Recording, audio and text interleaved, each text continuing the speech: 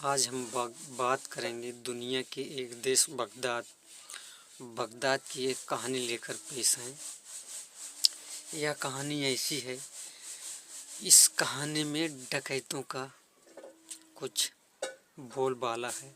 यह कहानी उस समय की है, बगदाद में एक स्थान था, पहाड़ी इलाका, वहाँ पर डकैतों का एक भारी स्थान था। उसका सरदार था एक अली बाबा और उसके साथी 40 थे। ये जहाँ कहीं भी डाका डालते थे, पूरा समूल नाश कर देते थे। छोटे छोटे बड़े सभी को लूटते थे, किसी को भी ये छोड़ते नहीं थे। आज हम उसी की चर्चा करेंगे। इस कहानी को लेकर भारत देश में कई तरह की फिल्में बनी हुई हैं,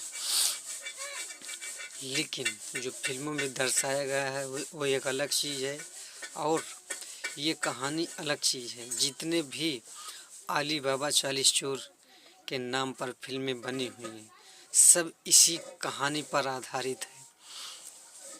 चाहे नई हो चाहे पुरानी हो, सबकी स्टोरी लगभग इसी की तरीके से, खाली कहानियाँ थोड़ी थोड़ी बदल दी गई हैं और रोल बदल दिए गए थोड़ा थोड़ा, लगभग कहानी सेम है।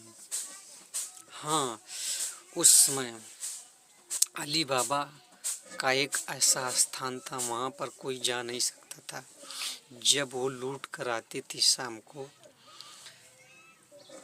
तब वो एक मंत्र के जाप से लगभग उनका एक दरवाज़ा खुलता था, जो कि वह दरवाज़ा गुफा के अंदर था।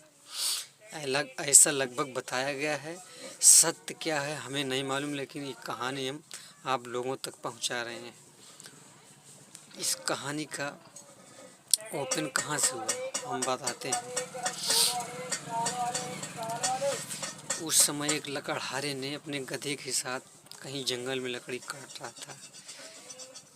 जब शाम को या सुबह, नहीं शाम को ही होगा, अंग्रेज वहाँ लोग लूट कर लौटे और शब्द का उच्चारण किया और गुफा का दरवाज़ा खुल गया। सब बातें एक लकड़हारा सुन रहा था।